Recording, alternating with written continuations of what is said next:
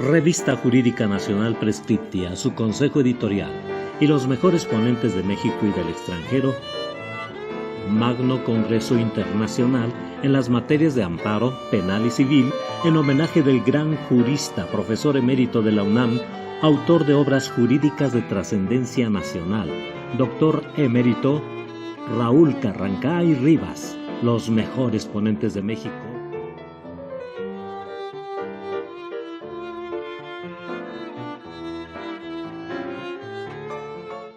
Un honor poder estar aquí el día de hoy con todos ustedes en este magno congreso. La verdad es que pues es grandioso poder compartir un poquito de la experiencia y de la práctica con todos ustedes. Y pues bueno, el tema por el cual me hicieron el honor de invitar es el tema del interrogatorio. Así que para tratar esta charla les platicaré más o menos cómo se llevará a cabo, que será respecto de 5 puntos en particular. Primero hablar un poquito de lo que es el interrogatorio directo. Después, cuáles son los objetivos particulares del interrogatorio. Después, cuáles son los tipos de preguntas que se pueden realizar en el interrogatorio. Abarcar algunos ejemplos prácticos. Como cuarto punto, algunas reglas básicas del interrogatorio directo. Y por último, el tema del uso de declaraciones previos y algunas técnicas de litigación. Así que bueno, vamos a comenzar, maestra. Tendría la hora de conferencia, ¿no? Exactamente. Cuenta usted con el tiempo de 1 hora, por favor. Perfecto, maestra. Órdenes. Gracias. Bueno, ¿qué es el interrogatorio? Como primer tema, es importante establecer, el interrogatorio es aquella revisión que se hace de los testigos propios durante la audiencia, durante el desahogo de los testigos, de los medios de prueba, a través precisamente de las preguntas que realizan los litigantes o la parte oferente de la prueba. ¿Con qué finalidad? Con la finalidad de poder advertir todos esos enunciados o afirmaciones instrumentales que va a aportar el testigo, con lo cual nos va a ayudar a poder acreditar nuestros enunciados fácticos. Esto se encuentra establecido en el artículo 371 y 372 del Código Nacional, donde se establece claramente precisamente que la parte oferente del medio de prueba es aquella que tiene que realizar ese interrogatorio directo. Tiene algunas reglas que más adelante las vamos a precisar. Ahora bien, ¿en qué consiste este cambio de sistema respecto al interrogatorio? Yo platico mucho de que el interrogatorio tiene que realizarse de manera estratégica, como toda la investigación y como todo el desahogo de los actos de investigación y como de los actos de prueba que se desarrollan durante el procedimiento penal. ¿Por qué? Porque el interrogatorio no se trata de guiar al testigo para que diga todo lo que sabe. En el sistema tradicional o mixto, como se le conoce, pues en la práctica se realizaban diversos interrogatorios donde se le preguntaba a los testigos, testigo, díganos, ¿qué sabe de los hechos? Y bueno, pues teníamos audiencias de horas, ¿no? Donde el testigo podía abarcar muchísimos hechos, algunos pertinentes, algunos no, algunos enfocados al tema de la litis, algunos no. Sin embargo, ahora con este sistema acusatorio es importante que nosotros veamos el interrogatorio como de manera estratégica. ¿Esto qué significa? Que nosotros debemos de trabajar en base a objetivos. Es decir, nosotros de todos los actos de investigación que realicemos, pues evidentemente vamos a dejar un registro de investigación que será la entrevista, ya sea de una víctima, de un ofendido, de un testigo colaborador, por ejemplo, de un primer respondiente. Esa entrevista nos va a ayudar precisamente a plasmar toda aquella información útil y relevante para la investigación de los hechos. Sin embargo, como operadores jurídicos, seamos fiscales, defensores, debemos de analizar y saber qué es lo que me va a acreditar cada uno de los testigos. ¿Por qué? Porque habrá testigos con los cuales yo pueda advertir determinados enunciados fácticos, pero un testigo no me va a abonar ni me va a aportar información para acreditar a lo mejor todos los elementos de una descripción típica. Por ejemplo, si yo tengo la investigación de un caso por delincuencia organizada, y advertimos que el delito de delincuencia organizada tiene 3 elementos, que es la existencia de la organización, 2, reiteración y permanencia de las conductas, y 3, la finalidad de cometer delitos contra la salud, por ejemplo, ¿no? Entonces, si yo tengo un testigo colaborador, yo debo de determinar desde el registro de investigación, y más aún en interrogatorio directo, cuáles son los puntos importantes que yo voy a advertir del testigo, cuáles son los objetivos que voy a acreditar. Eso es muy importante que ustedes lo hagan desde el acto de investigación y más aún al momento de llevar a esta persona o este medio de prueba ante el órgano jurisdiccional. ¿Por qué me refiero ante el órgano jurisdiccional? Porque pues el interrogatorio directo puede ser practicado tanto en presencia de un juez de control o garantías o ante el tribunal de enjuiciamiento. Por la naturaleza del sistema, pues considero que materialmente o donde más se podría consumir el interrogatorio, pues es en la audiencia de juicio oral, donde se debaten las cuestiones esenciales. Sin embargo, en etapas preliminares también tenemos muchos ejercicios o audiencias en las cuales se pueden realizar interrogatorios. Por ejemplo, tendríamos una audiencia inicial en la cual la defensa podría solicitar una duplicidad constitucional y puede ofertar medios de prueba, a lo mejor para desacreditar o advertir que la detención de una persona no se llevó en las circunstancias debidas. ¿Qué es lo que va a pasar? Que la defensa tendrá que recabar su antecedente de investigación, dejar registro de él, es decir, recabar esa entrevista, dejarla plasmada, hacer el descubrimiento probatorio respectivo a la contraparte, que en este caso sería la fiscalía, y hacer su interrogatorio ante un juez de control, pero advirtiendo los puntos relevantes. Es decir, que la parte oferente debe de saber, primero que nada, el nombre del testigo, qué nos va a aportar el testigo. ¿Por qué? Porque cuando nosotros ofertamos un medio de prueba, sea en cualquier momento procesal, sea en una etapa preliminar o en una audiencia de juicio oral, debemos de tener objetivos que son materia de acreditación. Ahora bien, respecto al interrogatorio, pues es importante señalar que es parte de la actividad probatoria, donde debemos hacer esa distinción entre actos de investigación y los actos de prueba. La doctrina chilena señala, por ejemplo, que los actos de prueba inician desde la etapa intermedia, no solamente en la audiencia de juicio oral. Es decir, que desde el momento que nosotros realizamos el ofrecimiento de un medio de prueba, que en este caso sería de un testigo, nosotros debemos señalar, tal como nos establece nuestro Código Nacional en el artículo 335, debemos de señalar cuáles son los puntos de prueba. ¿Y eso qué significa? Que nosotros, al advertir ese antecedente de investigación, que es la entrevista, donde se encuentra plasmada la información que abona o conoce el testigo en particular, nosotros debemos de advertirle y justificarle a un juez, sea de control o de enjuiciamiento, precisamente cuáles son los puntos respecto de los cuales va a declarar el testigo.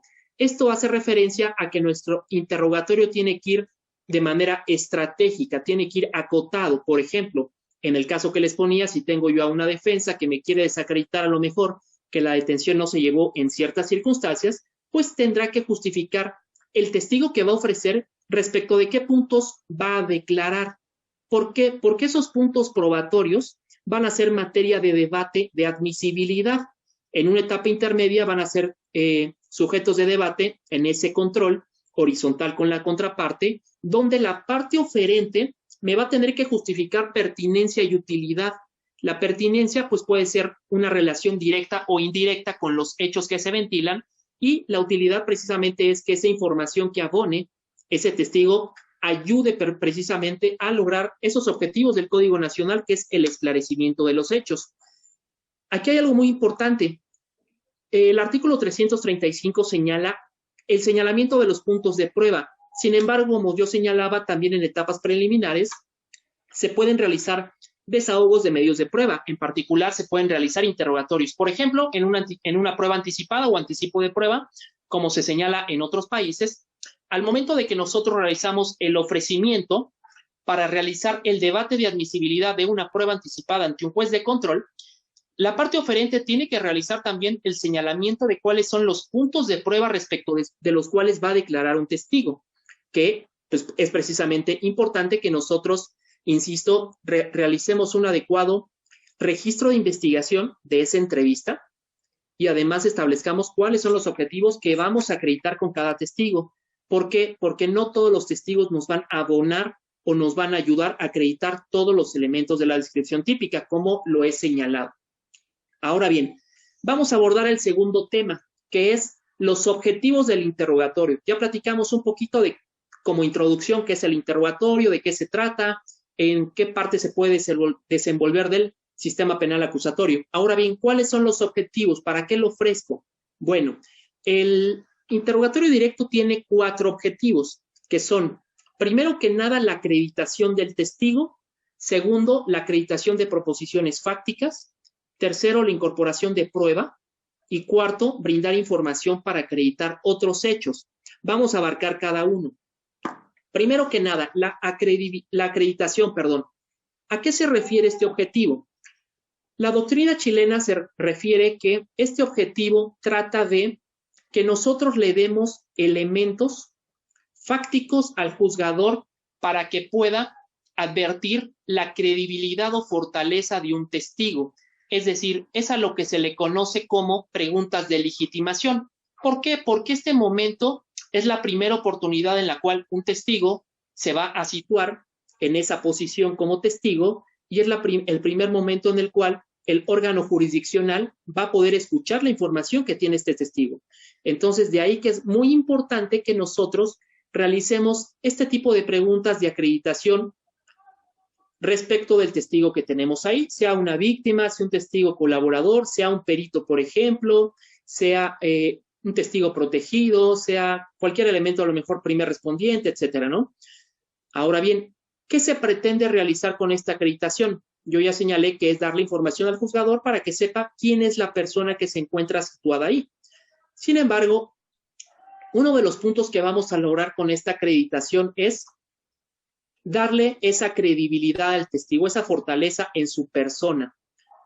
Esta credibilidad pues va a depender precisamente del testigo al cual nosotros estemos ofertando ante el órgano jurisdiccional.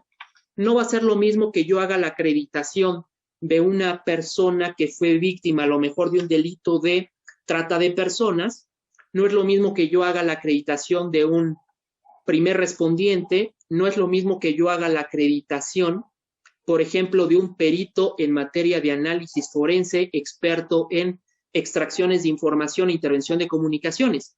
¿Por qué? Porque nosotros debemos de conocer a nuestro testigo y en base a cada uno de los testigos nosotros debemos de sentar o realizar esas preguntas adecuadas para darle toda esa información al juez. Por ejemplo, en la práctica pues ha habido casos en los cuales pues nosotros presentamos a peritos de la Fiscalía General de la República, donde pues hay peritos debidamente capacitados y preparados, donde nosotros debemos de realizar esta acreditación, estimo yo, de manera suficiente. Por ejemplo, en peritos de análisis de información, preguntarles desde su nombre, su nacionalidad, qué edad tienen, cómo ingresaron a la dependencia, cuáles son los cursos que tienen, si tienen alguna especialidad, qué cursos tienen nacionales o internacionales, algún curso en particular, por ejemplo, para la extracción de información, para el análisis de voz, para el análisis de redes de cruces, redes técnicas, etcétera, ¿no?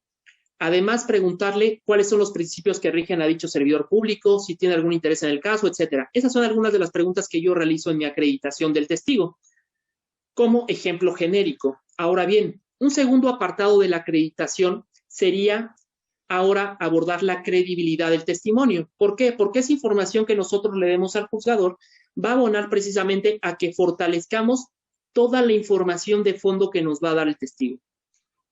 Que esto puede ser respecto a las condiciones perceptivas a través de las cuales un testigo tuvo conocimiento o percibió un hecho, y otro podría ser que su relato sea coherente. ¿Esto qué significa? Respecto de la coherencia, es importante que nosotros advirtamos que se puede dividir en dos apartados: congruencia interna y congruencia externa. ¿Qué es la congruencia interna? Que toda la información que vierte el testigo tiene que ser congruente con sí misma, con su propio relato. Y la congruencia externa es precisamente que la información que vierta, por ejemplo, el testigo A, sea coincidente con la información o concordante con la información que viertan los demás testigos. Ejemplo, si yo tengo un asunto en el cual participaron 4 primeros respondientes en la detención de una persona que se encontraba transitando por la avenida Paseo de la Reforma a bordo de un vehículo automotor en la cual venía transportando, no sé, determinada cantidad de droga, pues es importante que yo lleve a declarar a esos 4 o 5 elementos primeros respondientes que tuvieron conocimiento del hecho. Si yo llevo a declarar al testigo A, que fue a lo mejor el primer personaje o elemento policial que participó en esa detención, pues me va a dar su relato desde la mañana, ¿no? Cómo, dónde se encontraba, con quién se encontraba, quién es su mando, a bordo de qué unidad salió, a qué hora, a dónde se posicionaron, etcétera. Y esa información que me vierte ese testigo A tiene que ser concordante con la información de los 4 primeros respondientes. Evidentemente, cada testigo nos va a dar su percepción o información respecto a la intervención que tuvo cada uno, pero es importante que la información esencial o la información de fondo pues sea concordante, por ejemplo, en la hora en la cual tuvieron conocimiento del hecho, en la hora en la cual a lo mejor se acercaron a las personas, cuántas personas eran, de qué manera se acercaron, a qué hora fue la detención legal, qué hicieron después de la detención, cuántos objetos se les encontró en esa revisión corporal, etcétera. Eso es por lo que hace a la coherencia externa. Ahora bien, la credibilidad también nos ayuda, la acreditación o la credibilidad nos ayuda también para dar un ámbito de tranquilidad al testigo. ¿Por qué? Porque hay testigos que pueden tener un poquito de más experiencia o práctica en el desahogo de audiencias, donde precisamente habrá elementos policiales que a lo mejor tengan ya más experiencia en ello y pues no requieran ese espacio o ámbito de tranquilidad. Sin embargo, habrá personas, alguna víctima, por ejemplo, que no tenga experiencia y que tenga, desafortunadamente, que derivado de ese hecho del cual sufrió, pues tenga que presenciar y acudir a una audiencia de juicio oral y presentarse como testigo. Entonces, estas primeras preguntas que se le realizan al testigo le van a permitir que se sienta en una situación cómoda o tranquila para que podamos pasar al segundo objetivo, que es la acreditación de proposiciones o enunciados fácticos. Este es el objetivo central o toral de lo que es el interrogatorio, que, como ya mencioné, nosotros si tenemos un testigo, un medio de prueba, vamos a hacer el ofertamiento ante un juez de control. Nosotros debemos de advertir los puntos de prueba respecto de los cuales va a declarar el testigo, es decir, debemos de trabajar en base a objetivos. ¿Eso en qué nos va a ayudar? Que ese testigo nos va a dar información fáctica, de hecho, que nos va a ayudar a acreditar nuestras proposiciones fácticas y nos va a ayudar a demostrar nuestra teoría del caso. Me explico mejor. Cuando nosotros acudimos a una audiencia de juicio oral, vamos a ponernos en ese supuesto donde como fiscalía realizamos nuestros alegatos de apertura, pues se hace un presentamiento de nuestra teoría del caso. Por ejemplo, en Colombia se establece que, de acuerdo a la ley 906 de 2004, que es el momento preciso para hacer la exposición de la teoría del caso. De hecho, los órganos jurisdiccionales así lo señalan. Al momento de hacer esta presentación de la teoría del caso, que es en los alegatos de apertura, se tiene que establecer el medio de prueba y respecto de qué puntos va a ser interrogado. Ahora bien, pero cuando nosotros hacemos nuestro alegato, es importante que nosotros desprendamos de nuestro hecho principal, que es nuestro hecho materia de imputación, que recuerden que es un hecho que no puede variar, es inalterable, es un hecho que fija la litis, que va a estar establecido en el auto de vinculación a proceso.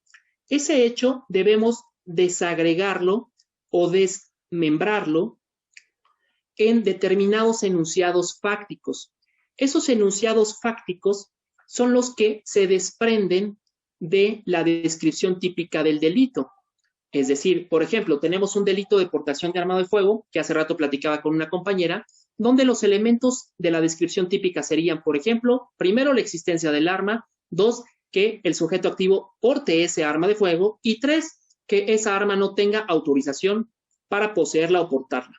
Ahora bien, nosotros debemos aprender como operadores jurídicos, en mi perspectiva, a desgregar esos elementos de la descripción típica en enunciados fácticos, descriptivos, en enunciados objetivos, que sería precisamente la existencia de un arma calibre fulanito de tal, marca tal. Segundo, que Juan Pérez el día tal a tal hora portó esa arma de fuego. 3, que Juan Pérez portó esa arma de fuego sin su autorización correspondiente por la autoridad, que en este caso pues es la Secretaría de la Defensa Nacional. Entonces, esos son los enunciados que nosotros vamos a acreditar, o más bien se van a exponer en nuestro alegato de apertura, porque van a ser materia de acreditación, ¿ok? Esos son como enunciados que se anuncian en los alegatos de apertura. Ahora bien, cuando nosotros hacemos el ofertamiento de un medio de prueba, en particular, por ejemplo, de un testigo, nosotros debemos de saber qué es lo que nos va a abonar o acreditar. La doctrina señala que la información que vierte el testigo se le denomina afirmación instrumental o afirmación probatoria. Esto lo señala un autor que se denomina Climent Durant. lo señala en su libro de la prueba. Señala que la información que arroja el testigo se llama afirmaciones instrumentales. ¿Cuál es la importancia de esto? Que después de que se desahoguen todos los medios de prueba, el tribunal de enjuiciamiento va a hacer un ejercicio de verificación entre los enunciados que fueron anunciados en nuestro alegato de apertura con precisamente esos enunciados o afirmaciones que fueron aportadas por los medios de prueba, donde va a ser este ejercicio de verificación o contraste para dar por probado un hecho y declararlo como verdadero o falso. Ahora bien, respecto de este punto de los enunciados que nosotros debemos desgregar, es importante también establecer que la doctrina señala que cada enunciado fáctico se le denomina tema prueba, como lo señala muy puntualmente un muy buen amigo y excelente expositor que es el maestro Fernando Allende, donde en su libro que acaba de publicar habla precisamente de este aspecto, de los enunciados fácticos que se llama tema prueba y que el conjunto de todos estos enunciados se llama tema probando, que al final de cuentas es el hecho materia de imputación, que es el hecho que engloba todos estos enunciados fácticos que encuadran en la descripción típica. Ahora bien, ¿por qué preciso esto? Porque el objetivo central del interrogatorio es acreditar enunciados fácticos. Como yo señalaba, es posible que un testigo únicamente me pueda acreditar un enunciado fáctico y por ende me ayude a hacer la acreditación de un elemento de la descripción típica. Pongo otro ejemplo. En el delito de tráfico de personas migrantes, se encuentran determinados elementos que es, por ejemplo, la existencia de la persona, la conducta, que es el transporte o el albergue, por ejemplo. El tercero es el elemento subjetivo del lucro. ¿Por qué? Porque para que se configure este delito es importante que estas personas que son albergadas o transportadas dentro del territorio nacional realicen un pago, ya sea directo o indirecto. Y por último, que tenga la finalidad de evadir la revisión migratoria.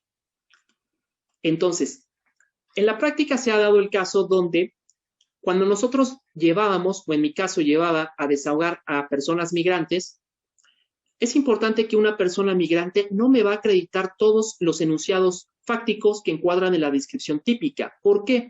Porque, por ejemplo, yo puedo tener un grupo o un mundo, por ejemplo, de 10 personas migrantes. Yo ofrezco una prueba anticipada de 5 personas. Yo puedo ofrecer al testigo A de nacionalidad guatemalteca.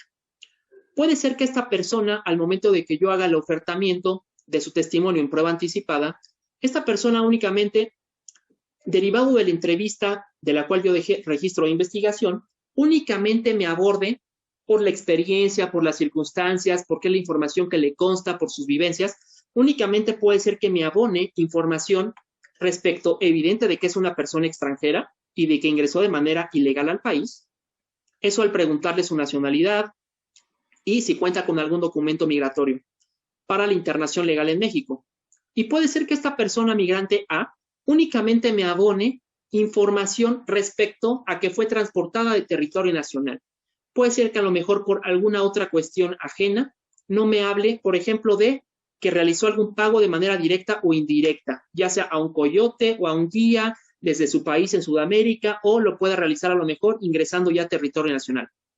Pero ¿qué creen? Puede ser que nosotros tengamos a un testigo B, también persona migrante, de nacionalidad, por ejemplo, ecuatoriana, que también se puede dar, donde esta persona realiza un viaje un poquito más fuerte o de más tiempo, donde esta persona sí me va a ayudar y me va a abonar información fáctica, que recuerden que es afirmaciones instrumentales, que me van a ayudar a acreditar ese tercer elemento subjetivo específico que establece el delito de tráfico de personas, que es que esa conducta se lleve con la finalidad directa o indirecta del lucro, de obtener un lucro. Entonces puede ser que esta persona B, de nacionalidad ecuatoriana, me abone esa información respecto a que el transporte del mismo dentro del país fue con esa intención, y él me pueda decir que antes de salir de su país contactó a una persona que era un coyote, que se lo recomendaron, al cual le habló por teléfono. Sin embargo, únicamente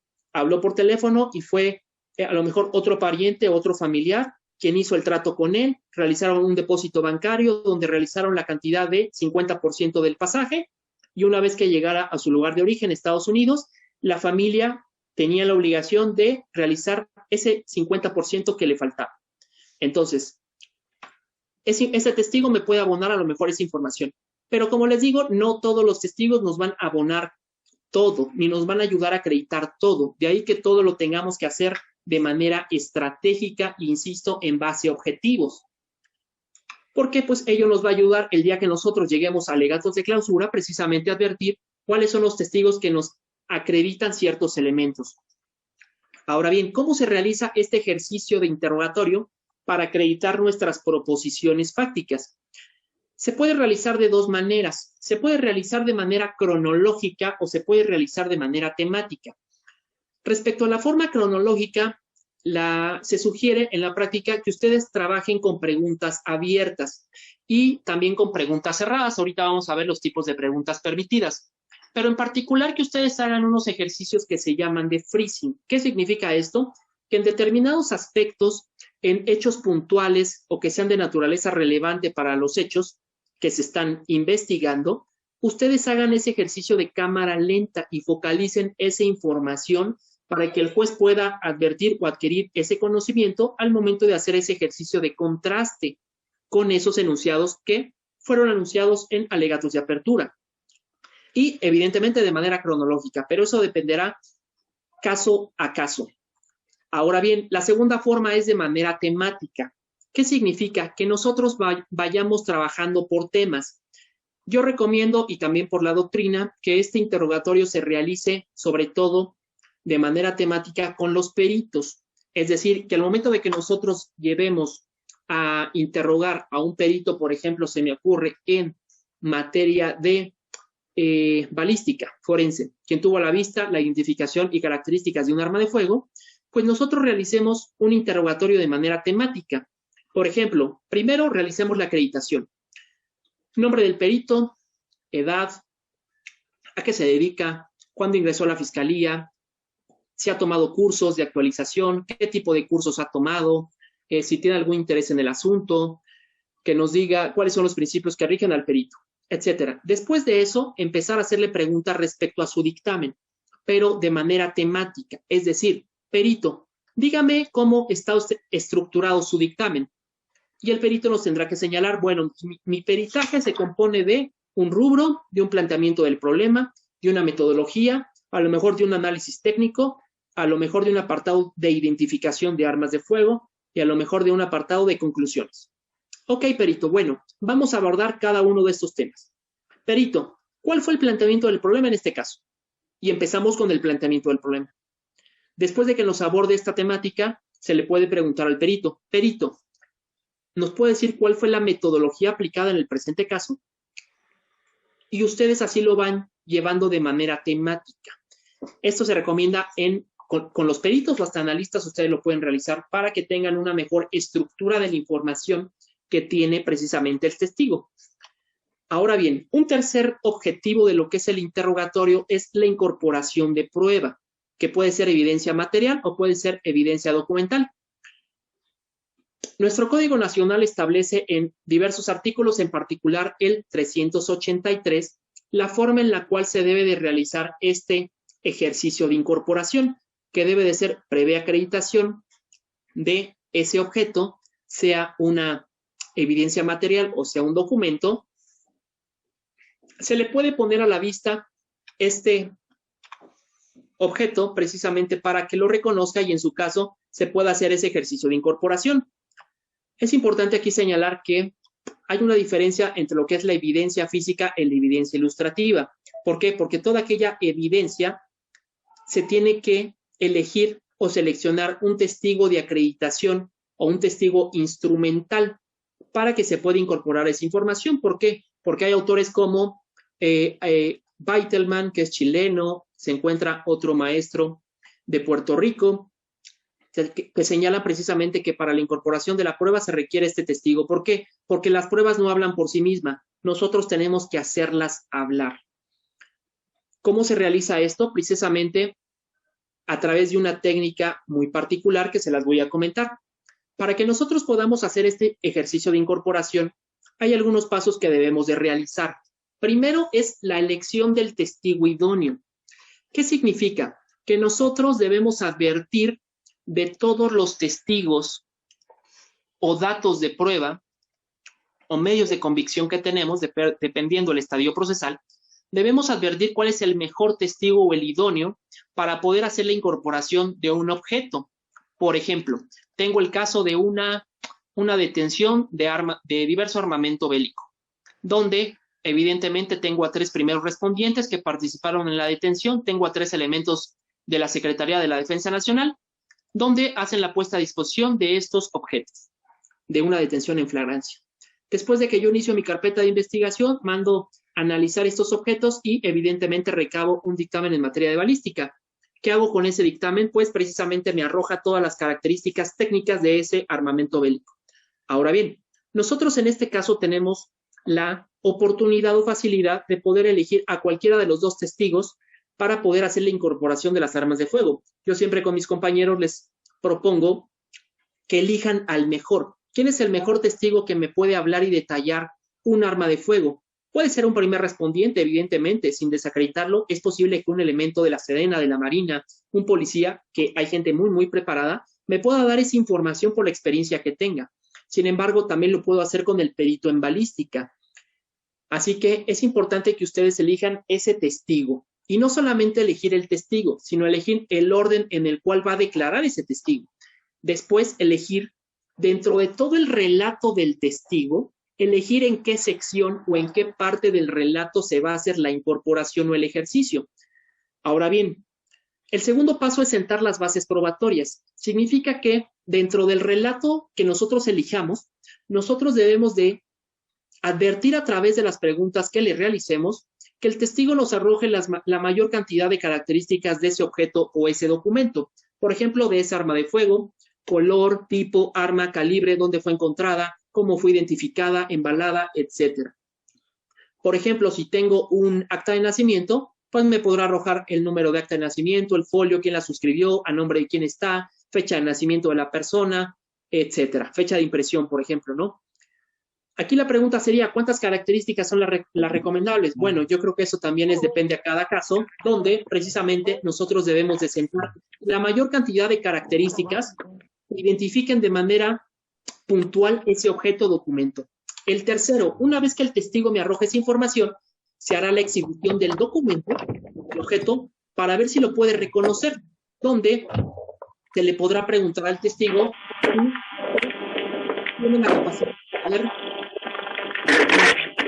Por favor.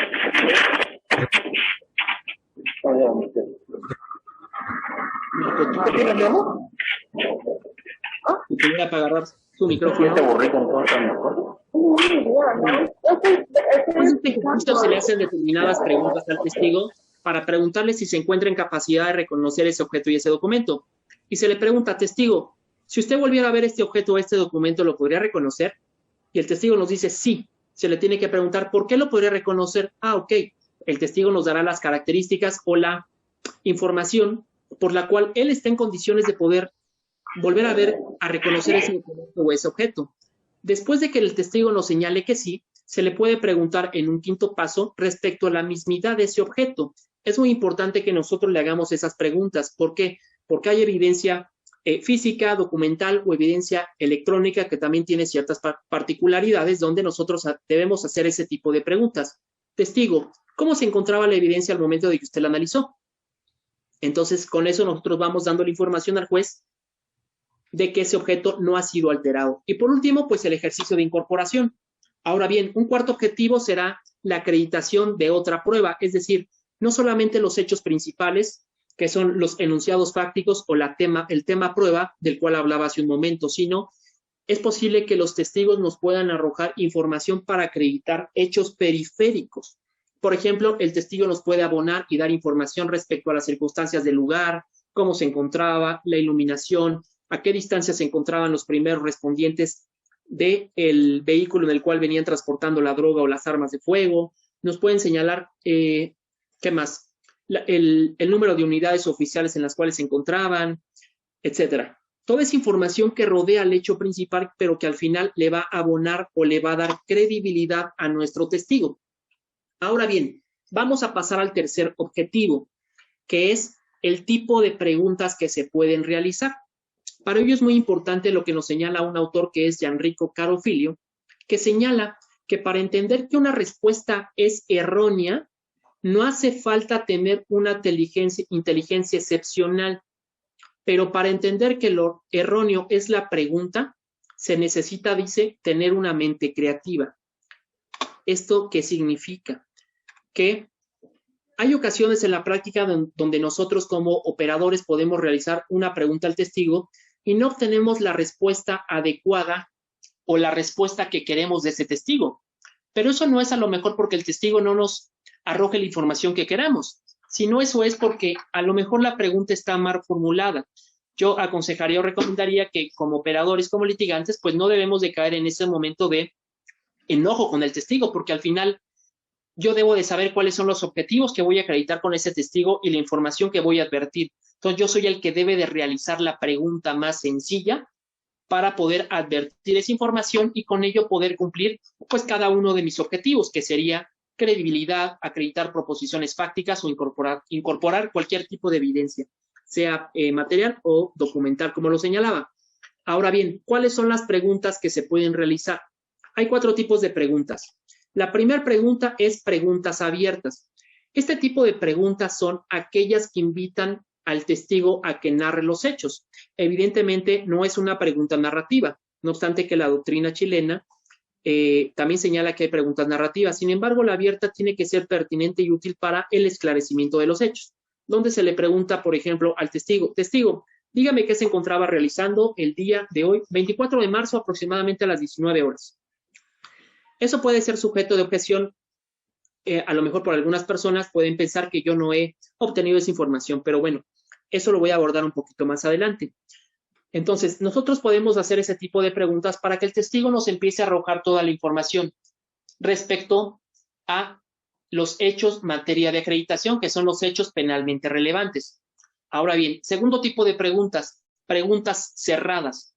Las preguntas cerradas son aquellas que permiten orientar la respuesta del testigo exclusivamente sobre ciertos puntos, dejando en manos del testigo la posibilidad de que nos dé una u otra respuesta. Por ejemplo, testigo, pensemos que ya realizamos un interrogatorio, ya se realizó la acreditación debida y el testigo nos dijo que participó en la detención de un vehículo automotor donde encontró en un compartimiento oculto dinero o numerario. Se le puede preguntar, testigo, usted ya me refirió que hizo la detención de Juan Pérez. Dígame de qué color era el vehículo. Testigo, dígame donde, por ejemplo, en este caso, pues nada más hay 2 opciones. Nos tiene que decir el color, no nos puede dar más información. Por ejemplo, testigo, una vez que usted aseguró a esta persona, o a qué hora realizó la detención, que es una respuesta cerrada y concreta, no da oportunidad a que el testigo pueda explayarse en esa información. Ejemplo, bueno, de preguntas cerradas serían estas, ¿no? Vamos a ver el tercer tipo de pregunta, que sería la pregunta de transición.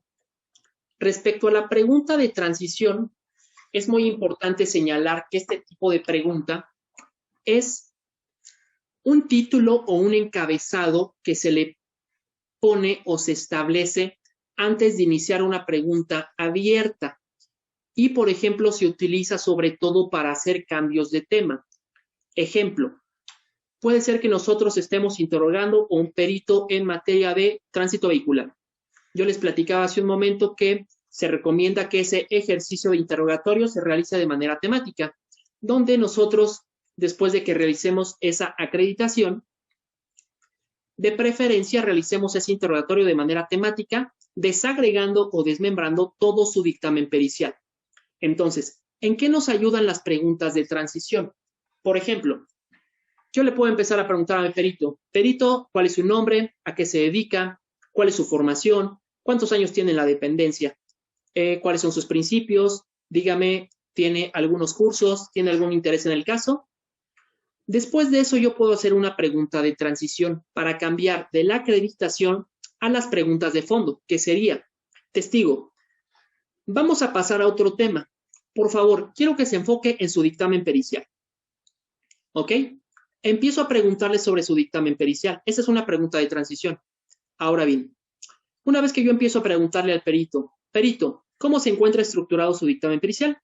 Y me empieza a describir que tiene un planteamiento del problema, una metodología, un análisis de consideraciones, conclusiones, metodología, etc. Las preguntas de transición precisamente sirven para cambiar de página. Por ejemplo, testigo, ¿cuál es el planteamiento del problema en el presente caso? Y el perito nos tendrá que señalar, bueno, pues en el presente caso la Fiscalía me solicitó que yo identificara de manera técnica el vehículo pues que se encuentra asegurado en la presente carpeta de investigación. Pregunta de transición. Perito, usted ya me habló que también su dictamen tiene una metodología. Eso es pregunta de transición, un título, un encabezado. Ahora bien, dígame en qué consistió ese método. Y el perito nos tendrá que decir, bueno, el método que yo apliqué en el presente caso, pues bueno, consistió en que yo el día tal, a tal hora me constituí en el corralón, donde tuve a la vista el vehículo a fulanita de tal. Y bla, bla, bla. Después de eso, nosotros podemos hacer otra pregunta de transición. Perito, usted ya me habló también de que arribó unas conclusiones. Dígame, por favor, cuáles fueron. Entonces, vean cómo nosotros podemos hacer ese tipo de preguntas de transición para hacer cambios de tema. Es muy fácil, o yo creo que es más ejemplificativo con un perito, porque realizamos ese interrogatorio de manera temática. Sin embargo, por ejemplo, podemos realizar también este ejercicio con un testigo colaborador. Por ejemplo, un testigo colaborador se me ocurre que nos pueda dar información respecto a una introducción. ¿Quién es? ¿A qué se dedicaba? Si fue elemento de alguna corporación policial, cuánto tiempo llevaba trabajando. Y después de eso se le puede preguntar, utilizando esta pregunta de transición, testigo X, por ejemplo. ¿Me puede hablar, por favor, del estructura? Usted ya me refirió que pertenece al grupo criminal X. ¿Me puede, por favor, señalar cuál es la denominación? Testigo, usted ya me habló que pertenece a la organización tal. ¿Me puede decir cómo se compone, cómo se encuentra estructurado dicha organización? Vean cómo nosotros ponemos como encabezado esa pregunta de transición para realizar preguntas, la cual no es objetable porque precisamente es únicamente para darle esa introducción al testigo. Ahora bien, preguntas sugestivas. Las preguntas sugestivas, de acuerdo a lo que dice la normatividad, pues se encuentran prohibidas en lo que es el interrogatorio directo. Sin embargo, hay algunas excepciones que es importante que ustedes lo tengan en cuenta. Las excepciones son como preguntas sugestivas introductorias, que por ejemplo la doctrina, perdón, no la doctrina, también la doctrina, pero sobre todo, por ejemplo, el Código Orgánico Integral Penal del Ecuador señala, no recuerdo ahorita el numeral, pero señala taxativamente que se permiten este tipo de preguntas.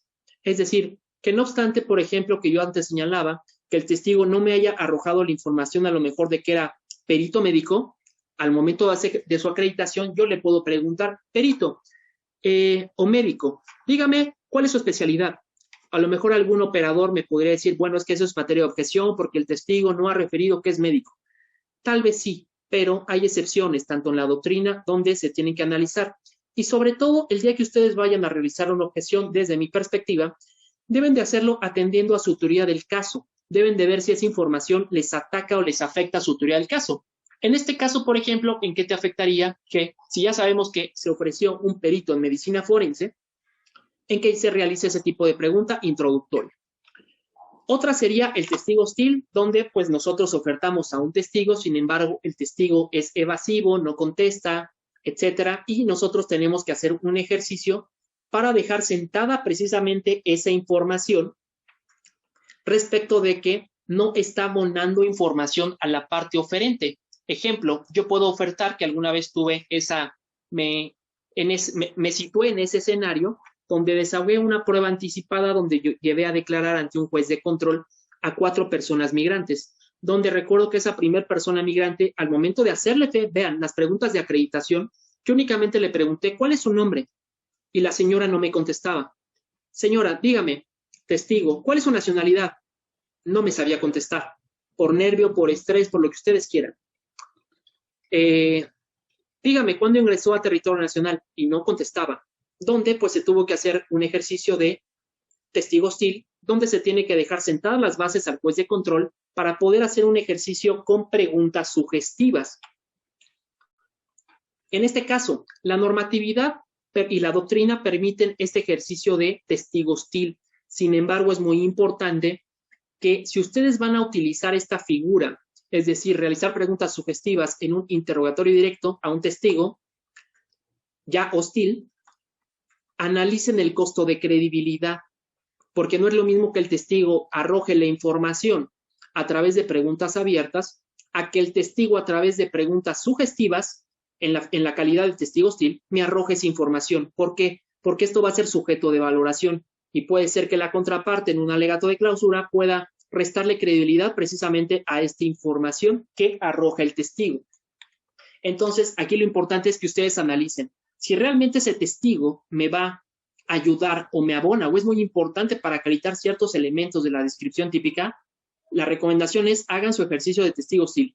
En el caso que yo les pongo, tuve 4 testigos migrantes, los desahogué. La primera fue testigo hostil, donde recuerdo que al momento de hacer esa pregunta donde era evasiva, pues evidentemente dejé de realizar ese interrogatorio. ¿Por qué? Porque tenía otros 3 o 4 testigos que eran fuertes y me podían acreditar precisamente esos mismos elementos. Así que aquí lo importante es que ustedes sepan, como les digo, cuál es la información que les va a abonar cada uno de los testigos y sobre todo trabajen en base a objetivos, que eso habla de que ustedes realicen una adecuada preparación de sus interrogatorios, lo cual pues evidentemente no es algo ilegal siempre y cuando no lo seleccionen, pero ustedes realicen ese ejercicio previo para practicar de alguna manera con el testigo cuáles son las preguntas que le pueden realizar, hagan ese ejercicio para de alguna manera el testigo los conozca y ustedes al testigo, para que sepan cómo les pueden contestar. Hay testigos que pueden contestar muy secos, muy parcos, y ahí sí tendrá que ser trabajo de la fiscalía realizar toda la cantidad de preguntas importantes para advertir toda esa información. Bueno, eso es por lo que hace al tercer punto de esta charla, que son precisamente los tipos de preguntas que se pueden realizar. En este apartado, para dejarlo de manera global, es importante que ustedes al momento de que realicen un interrogatorio, lo hagan de manera integral o mixta. ¿A qué me refiero? Que ustedes puedan realizar al momento de interrogar a una persona preguntas abiertas, preguntas cerradas y preguntas de transición. Ustedes pueden utilizar todo este tipo de preguntas para advertir toda la información. Habrá casos en los cuales ustedes deban de focalizar ciertos puntos o ciertos aspectos de un testigo. ¿Por qué? Porque puede ser una debilidad de su teoría del caso o quieran fortalecer a lo mejor ese punto o robustecerlo. Les voy a poner un ejemplo. En un caso que tuve en la práctica de una detención de unas personas que transportaban indocumentados, recuerdo que estas personas imputadas pues eran de una ciudad del sureste del país, las cuales eran de una comunidad indígena, donde dentro de la investigación complementaria, la teoría del caso de la defensa, recuerdo que era desacreditar o dejar sentado que los primeros respondientes que realizaron esa detención en flagrancia, porque eran 6 personas que transportaban personas indocumentadas, no se les habían leído sus derechos en su idioma o en su lengua, lo cual pues evidentemente pudiera ser un punto débil, un punto que se tenía que fortalecer, etc. Entonces, la teoría del caso era que no se les había leído sus derechos y por ende las personas detenidas pues no habían podido advertir ese conocimiento de qué se trataba esa detención. ¿Qué fue lo que se hizo en la preparación de juicio oral? Precisamente explotar ese punto. ¿Por qué? Porque las personas sí hablaban del idioma español, tanto lo hablaban, lo entendían y lo podían razonar. Así que ese no había ningún impedimento, sin embargo, esa era la teoría del caso de la defensa. Al momento de hacer la preparación con los primeros respondientes, recuerdo que se hizo de manera conjunta, de manera grupal, y se les señaló y se les preguntó cómo habían realizado esa lectura de derechos y ellos me dijeron que se había realizado en idioma español y yo les preguntaba, ¿pero qué les dijeron las personas? Pues bueno, es que ellos nos dijeron que sí entendían y hasta que los dejáramos ir. Entonces, hasta hubo ahí un momento, si lo quieren ver ustedes, de cohechear a estas personas, a estos policías, para que dejaran ir a estas personas detenidas. Entonces lo que se hizo fue explotar ese punto. Al momento de que, por ejemplo, el primer respondiente A, yo le pregunté, ¿a qué hora realizó la detención de Juan Pérez? No, pues realicé la detención a las 19:06.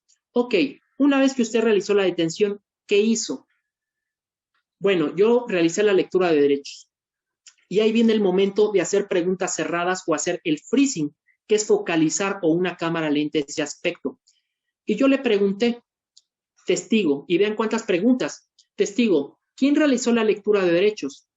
Yo la realicé. ¿En qué idioma le realizó la lectura de derechos? En idioma español.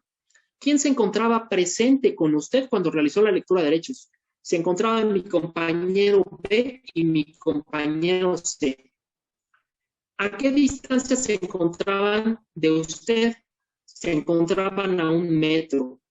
Dígame, una vez que le leyó los derechos a esta persona, ¿qué le contestó? Que estaba de acuerdo. Le estoy dando información al juzgador de 4 enunciados fácticos periféricos que me están ayudando a acreditar que esa lectura de derechos se realizó en las condiciones adecuadas. Entonces, bueno, ese es un pequeño ejemplo de cómo ustedes pueden focalizar esa información. ¿Cómo pudieran utilizar ahí una pregunta de transición?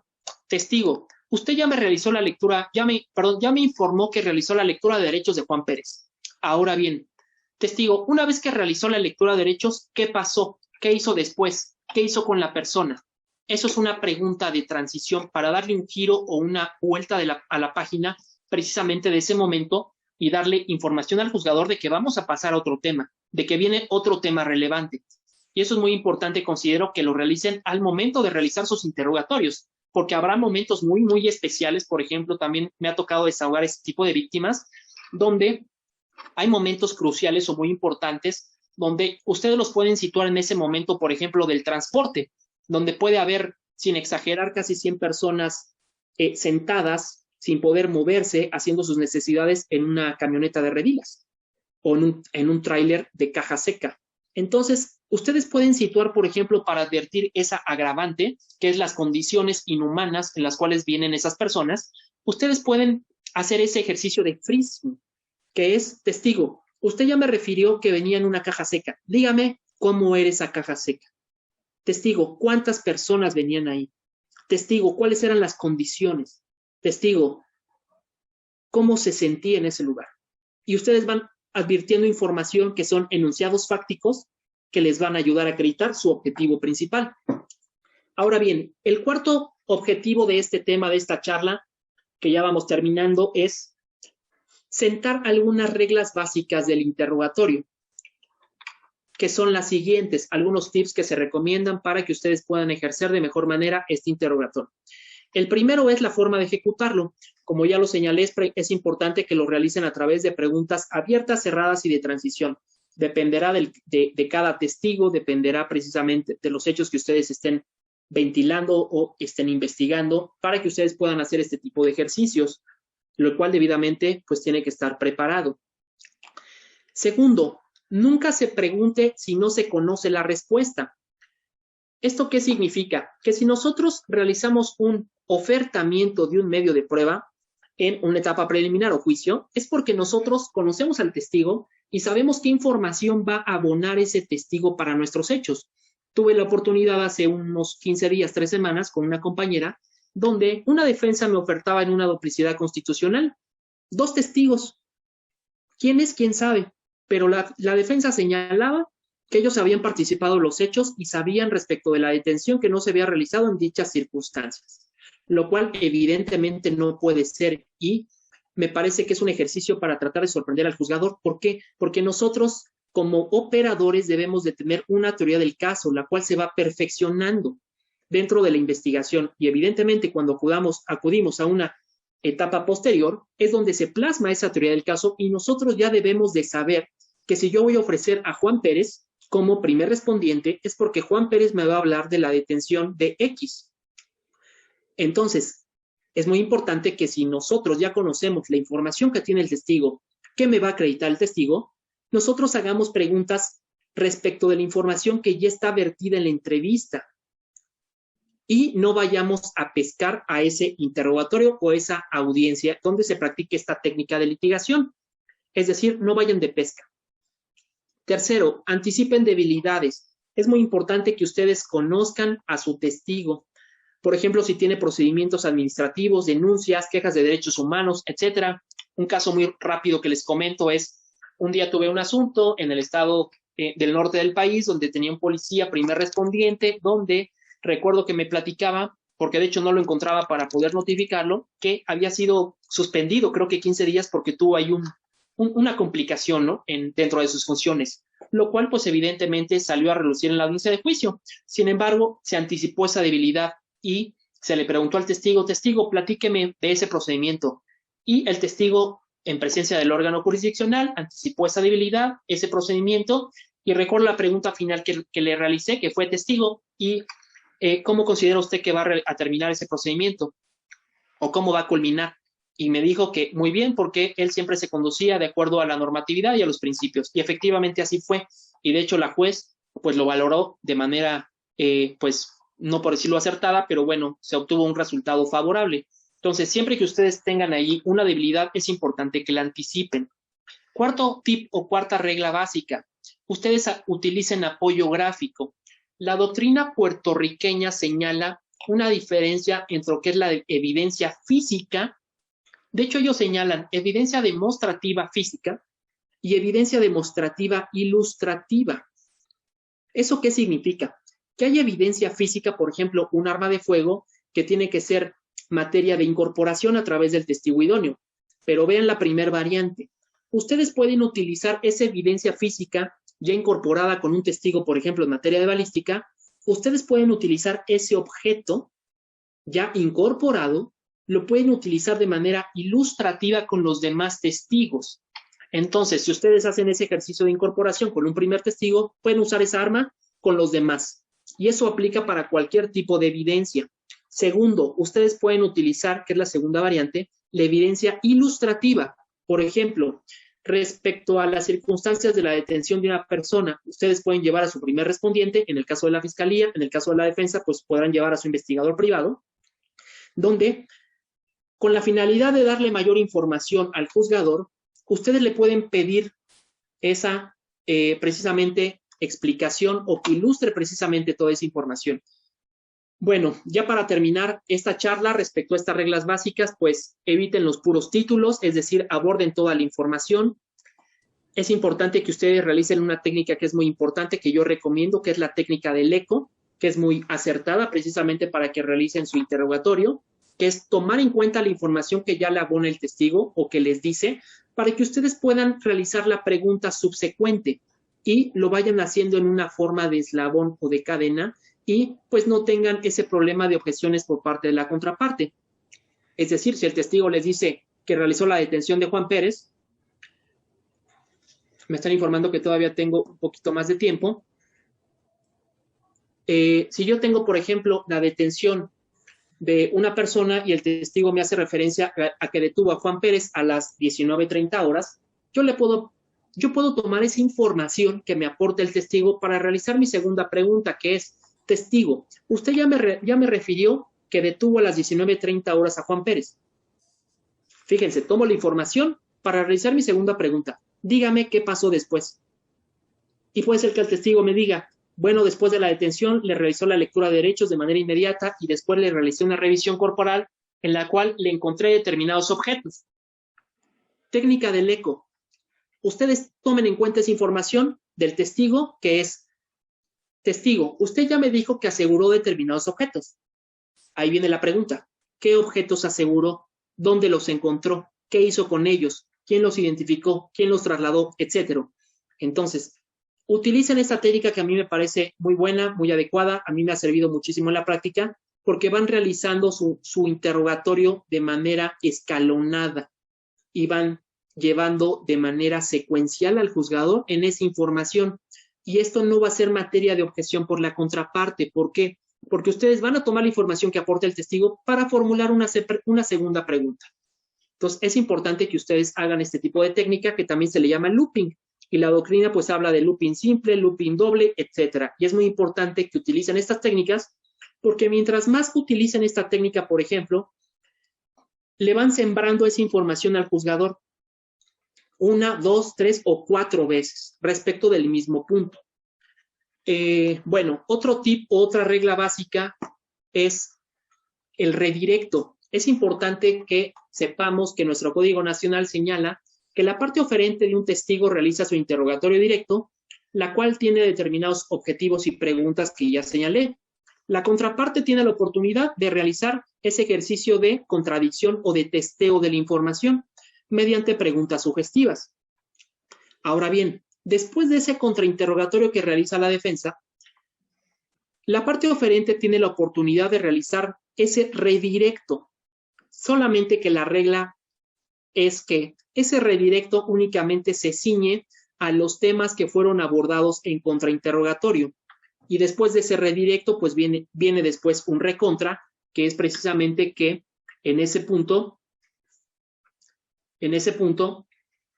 pues la defensa únicamente se va a ceñir precisamente a los puntos que fueron abordados en el redirecto. Entonces, estas son algunas de las reglas básicas que ustedes pueden utilizar precisamente para realizar sus interrogatorios. Ahora bien, maestra, todavía tenemos tiempo, ¿verdad? Perfecto. Entonces, seguimos un poquito en lo que se incorpora la ponente con nosotros. Muchísimas gracias. Al contrario, el quinto tema a abordar en esta charla es el uso de declaraciones previas. ¿Qué es una declaración previa? Creo que es importante que partamos desde ahí. La declaración previa es cualquier manifestación que realiza el testigo, sea en cualquier sede, ministerial, policial, en radio, en televisión, en cualquier tipo de soporte que nosotros podemos utilizar e incorporar como antecedente de investigación, lo cual evidentemente no tiene valor para dictar una sentencia. Sin embargo, para etapas preliminares sí se puede utilizar esa información. Entonces, eso es una declaración previa que contiene esa información que ha vertido un testigo. Y pues la normatividad señala en el artículo 259 y 358 que no puede fundar, no tiene valor para fundar una sentencia, como ya lo dije. Sin embargo, el hecho de que tengamos ese antecedente de investigación no significa que la información no nos va a ser útil para una audiencia de juicio. Me explico. Si tenemos esa declaración previa, que puede ser, por ejemplo, la entrevista de una víctima, nosotros vamos a tener esa entrevista donde se va a advertir información importante, información relevante para esclarecer los hechos, y precisamente esa información puede ser de utilidad para que la Fiscalía, al momento de que solicite una audiencia inicial y solicite que se formule imputación y en su caso vinculación a proceso, va a ser materia de exposición ante un juez de control. Recuerden que esa información que se vierte directamente ante el juez de control, pues es evidentemente lo que constituye ese dato de prueba. Y esa información que vierte ese testigo nos va a ayudar precisamente a darle información razonable al juzgador para que él pueda dictar ese auto de vinculación a proceso y se aperture precisamente esa investigación complementaria. Bueno, después de esta información, pues podemos advertir que la información que se desprende del antecedente de investigación es útil para esas etapas preliminares. Sin embargo, mientras nosotros avancemos dentro del procedimiento penal y cuando nosotros convirtamos esa información contenida en esa entrevista y querramos trasladar esos hechos contenidos en esa entrevista, debemos de realizarlo a través de los medios de prueba. Recuerden que los medios de prueba pues se encuentran señalados en nuestro Código Nacional y los medios de prueba que se encuentran contenidos pues son 4, que son testimonial, pericial, material y documental. A través de estos medios de prueba es como nosotros vamos a poder trasladar esos hechos contenidos en la entrevista al juzgador. Y lo vamos a hacer, por ejemplo, en el caso del interrogatorio, si nosotros tenemos un informe policial homologado, pues vamos a hacer el ofrecimiento de la testimonial consistente en el elemento policial X, donde nosotros tenemos que señalar precisamente cuáles son los puntos respecto de los cuales va a declarar el testigo. Pero ¿qué pasa? Que la regla es que el testigo tiene que ir a declarar a juicio y ahí es donde tiene que ser sometido a las reglas de interrogatorio y contrainterrogatorio. Pero, ¿qué pasa con esa declaración previa? ¿Se puede utilizar? ¿No se puede utilizar? ¿Tiene alguna utilidad o no? Pues sí, la respuesta es sí tiene algunas utilidades. En la práctica se ha visto en algunos casos donde algunos operadores ofrecen esta entrevista o este antecedente de investigación como prueba documental, lo cual yo considero que es algo equívoco, porque lo que importa es la información que vierte el testigo, sea víctima, ofendido, primer respondiente, perito, un testigo experto, etcétera, pero ya no la información que se encuentra contenida en la entrevista. Lo importante es que la información que se vierte en el interrogatorio tiene que ceñirse a la información contenida en la entrevista.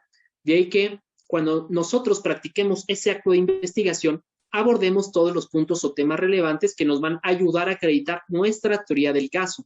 Ahora bien, ¿para qué nos sirve ese antecedente o esa declaración previa?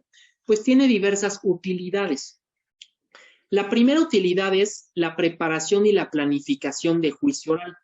Es decir, si yo ofrezco 10 medios de prueba, voy a una audiencia intermedia, el juez de control declara la admisibilidad de todos esos 10 medios de prueba, pasamos a etapa de juicio oral, evidentemente realizo mi descubrimiento probatorio a la defensa en tiempo y forma, yo voy a utilizar esos antecedentes de investigación y esos 10 registros, por ejemplo, de esos 10 testigos, para realizar mis ejercicios de preparación de interrogatorio, donde en base precisamente a ese registro, por ejemplo, ese dictamen pericial, pues yo le voy a hacer las preguntas pertinentes a mi testigo para poder obtener esa información relevante para la acreditación de mis proposiciones fácticas.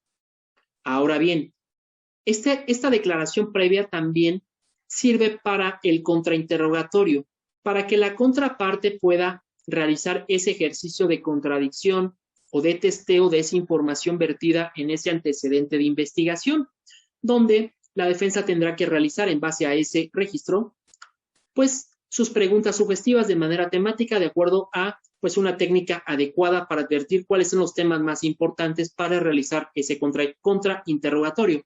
Así que un primer objetivo sería la preparación y planificación del juicio o del interrogatorio, ¿no?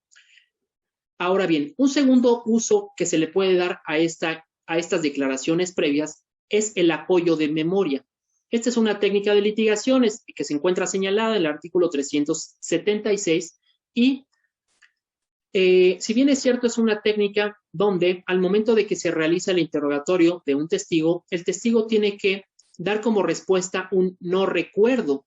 Por ejemplo, si nosotros le preguntamos, se me ocurre a un perito en tránsito vehicular, por ejemplo, cuál es el número de serie del vehículo que tuvo a la vista, a lo mejor por la complejidad del número de serie, puede ser que el perito me diga que no recuerda ese número de identificación.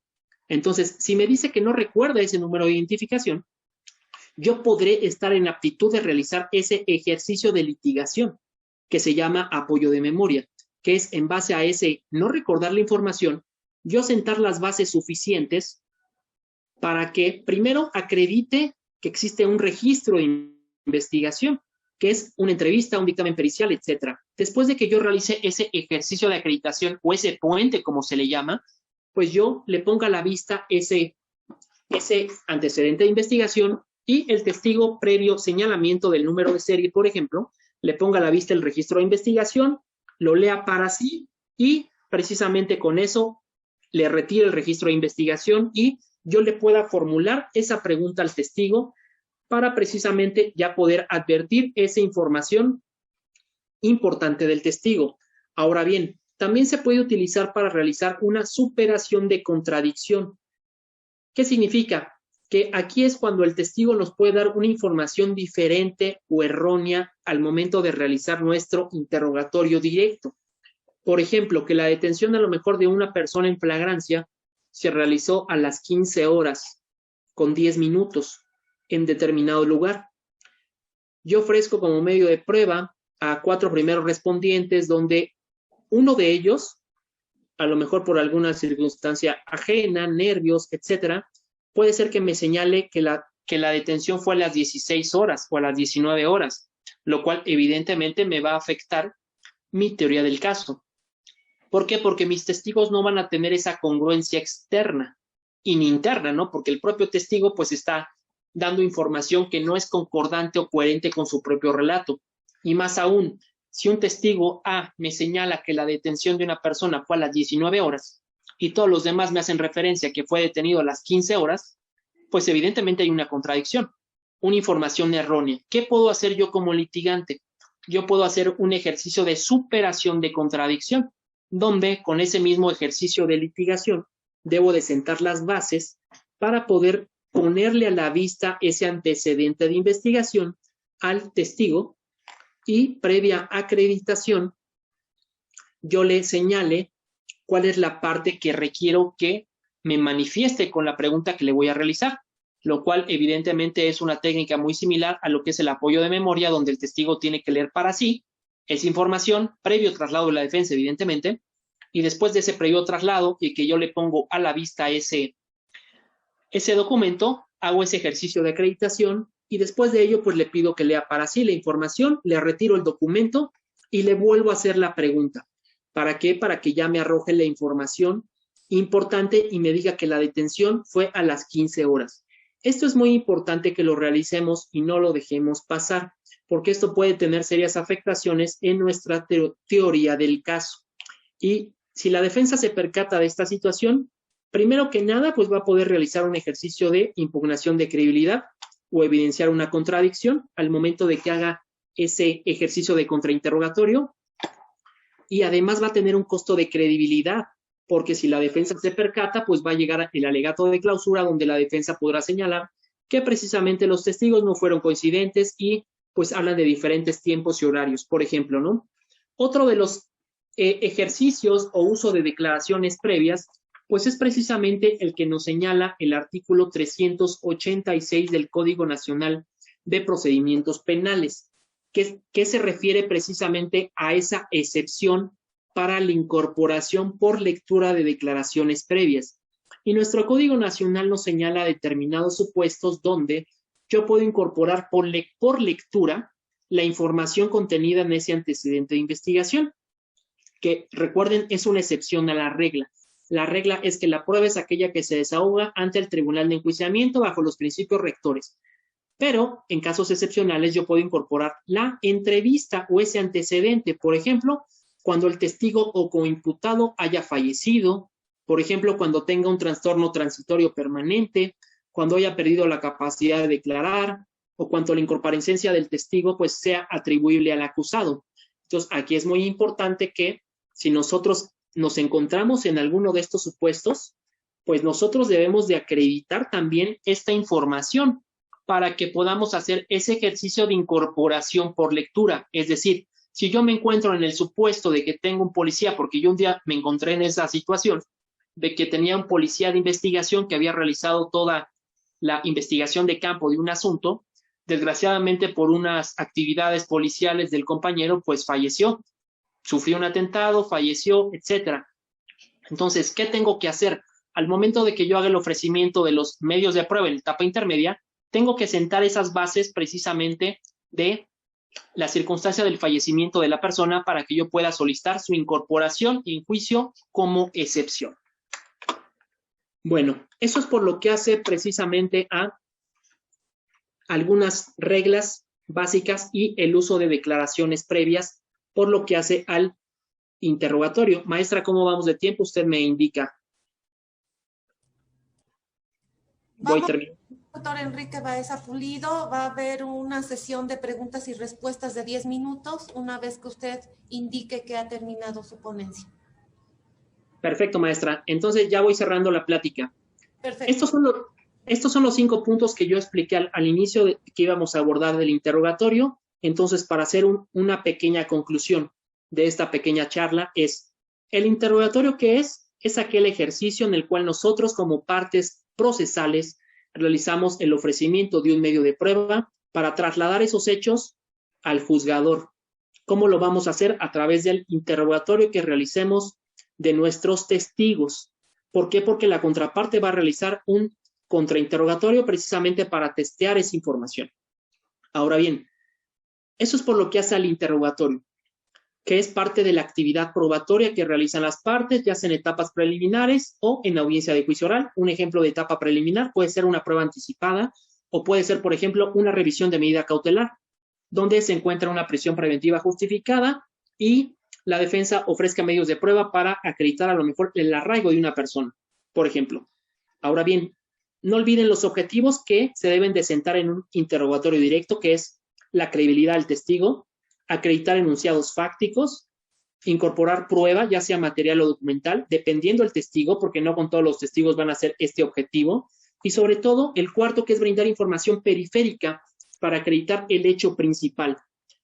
Para poder realizar y llegar a estos objetivos, ustedes pueden realizar determinado tipo de preguntas que ya las vimos, que son preguntas abiertas, preguntas cerradas que son para focalizar ciertos puntos, preguntas de transición que son para cambiar de temas y preguntas sugestivas introductorias o como excepción el testigo hostil que ya vimos. Algunas reglas en particular es pues que ustedes tomen en cuenta precisamente las técnicas de interrogatorio, que ustedes preparen a sus testigos, que ustedes siempre sepan qué es lo que le van a preguntar al testigo, que no vayan a pescar y que ustedes tengan claro cuáles son los objetivos y precisamente pues para ello utilicen sus declaraciones previas para realizar primero su preparación y después su interrogatorio de manera adecuada.